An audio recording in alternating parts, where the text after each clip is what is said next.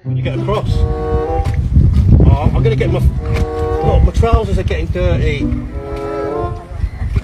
Look at the state of my feet. I've got to try and get over there.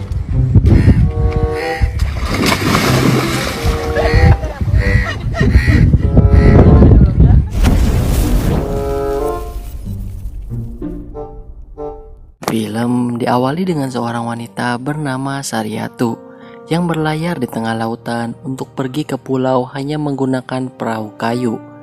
Di saat itu pula ombak yang berada di hadapannya akan menerjang Saryatu. Beruntung dengan alat musik ajaib miliknya, Samisen dapat dengan mudah membelah ombak. Tapi tak disangka ombak tersebut muncul lagi di belakangnya. Karena kaget, Saryatu tenggelam di laut dan terombang-ambing hingga kepalanya terbentur terumbu karang, dan alhamdulillah selamat terbawa oleh ombak sampai ke hilir pantai. Hingga terdengar suara bayi menangis, Saryatu langsung menghampirinya. Ternyata bayi itu adalah anaknya yang ia bawa bernama Kubo. Kubo telah kehilangan salah satu matanya yang nanti saya akan ceritakan seiring berjalannya alur cerita film ini. Yega. Singkat cerita, Kubo sudah berumur 12 tahun, di mana wanita yang di scene awal tersebut adalah ibunya Saryatu. Saat ini kondisi ibunya sedang sakit-sakitan dan Kubolah yang merawatnya.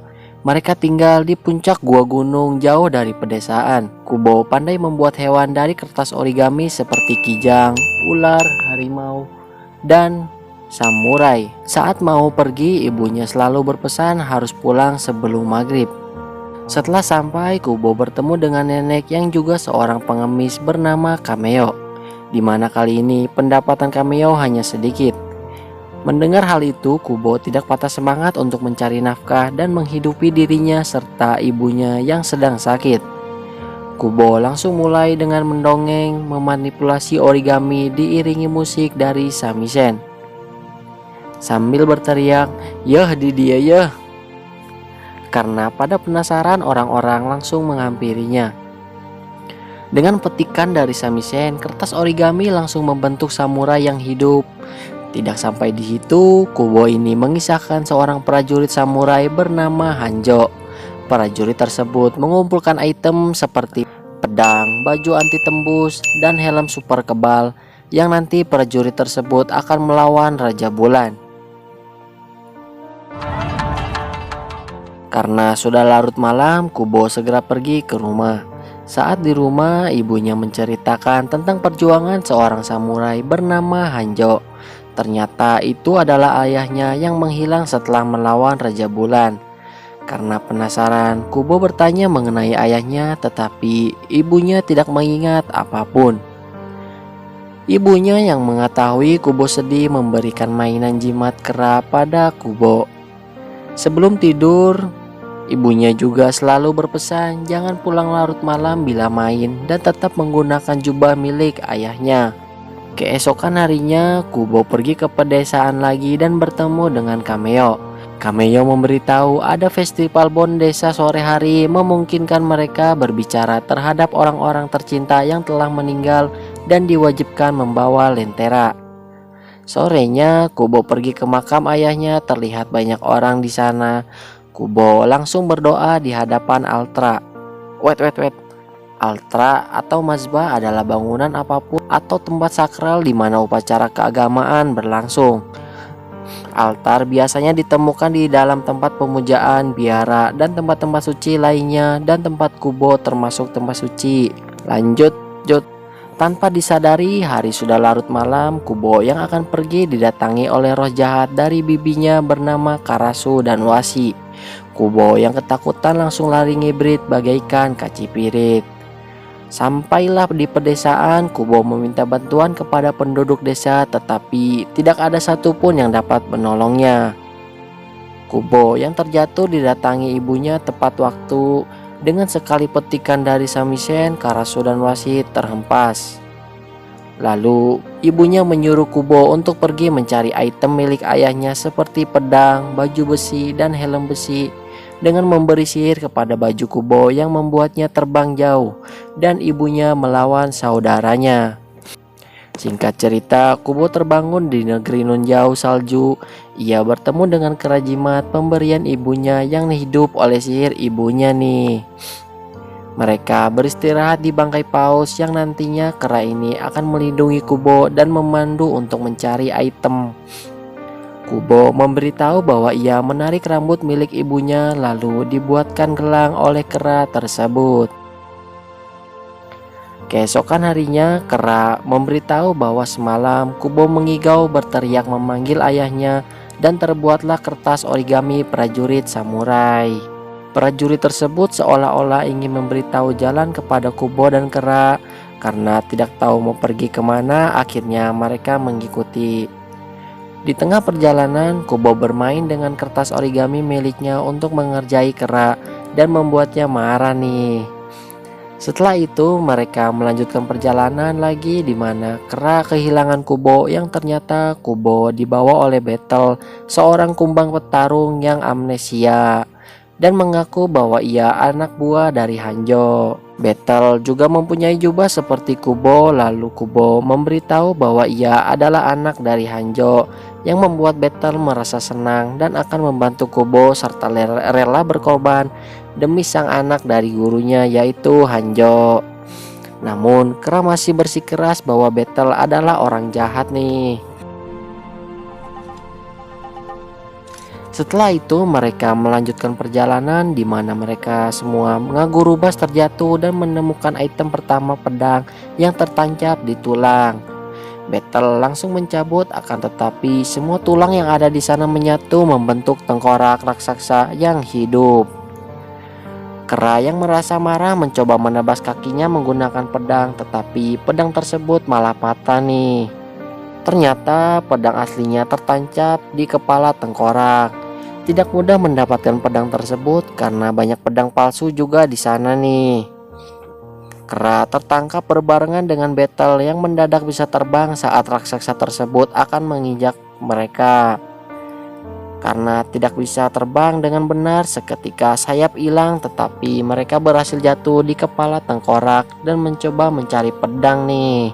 Tengkorak tersebut menyadari dan menangkap Battle sedangkan Kubo terlempar. Beruntung walaupun tertangkap, Battle memanah dengan tepat mengenai baju Kubo. Seketika bajunya robek membuatnya terjatuh dari kepala tengkorak lagi.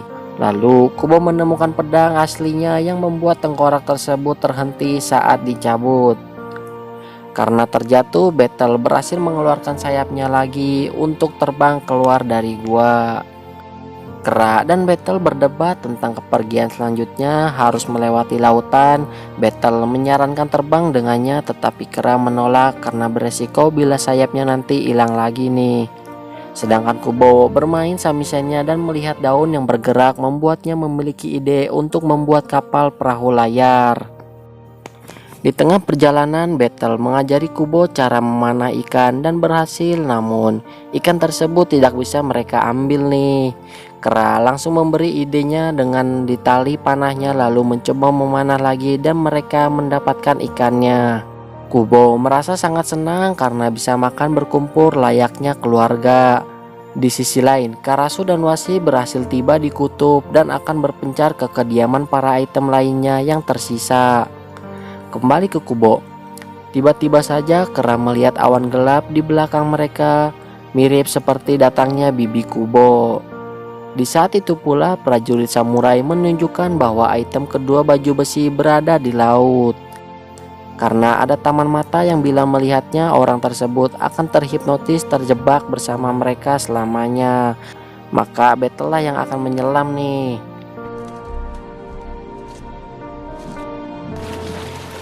Cuaca menjadi ekstrim dan lautan mengganas, tetapi Battle tak kunjung kembali. Kubo langsung mencoba menyelam sedangkan Kera berhadapan dengan Karasu. Kubo berhasil menemukan baju besi tetapi ia terperangkap karena melihat taman mata. Sedangkan Kera terjadi pertarungan sengit di antara mereka berbarengan dengan datangnya Battle yang malah menangkap Iwak. Setelah berhasil memborgol si bibi, Kera menyuruh Battle mencari Kubo. Pertarungan masih berlanjut hingga Kera yang akan mengambil pedang tertancap jangkar Karasu, tetapi ia berhasil mendapat pedang miliknya dan membunuhnya. Di sisi lain, Battle menemukan Kubo yang terhipnotis oleh mata. Ia berhasil memanahnya dan menyelamatkan Kubo. Kapal hancur seketika kembali betul berbarengan dengan sadarnya Kubo.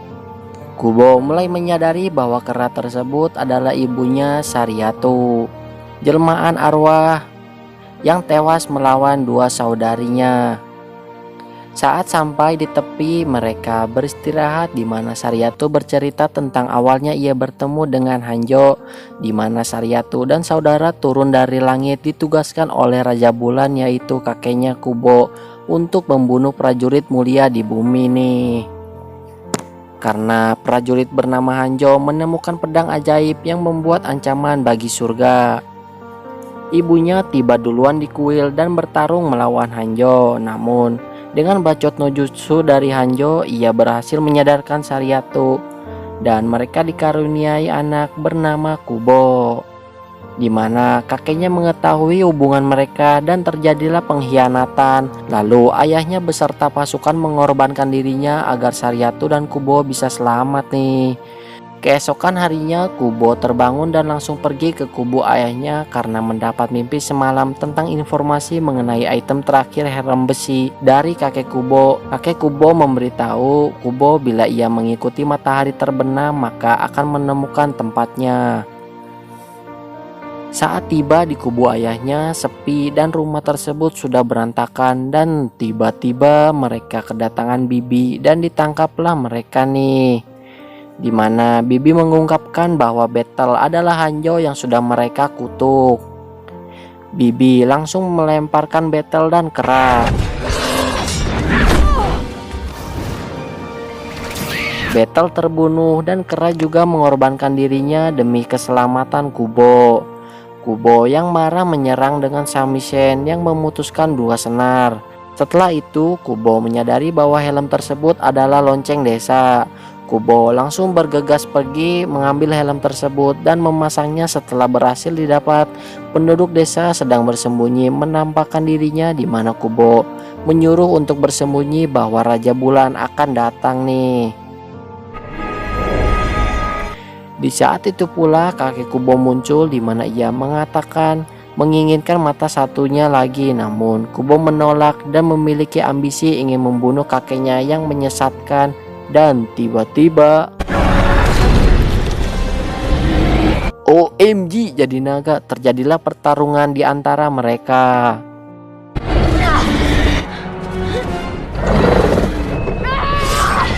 Di mana Kubo lebih unggul dan memberikan banyak luka pada naga tersebut, tetapi naga tersebut berhasil menangkap Kubo serta menghempaskan Kubo hingga berada di kuil altar. Kubo mengetahui naga akan datang lagi. Ia membuat senar di samisennya menggunakan rambut ibunya serta tali panah milik ayahnya yang ia langsung pasang ke samisen untuk membuat dinding kuat di sekeliling agar tidak bisa naga tembus.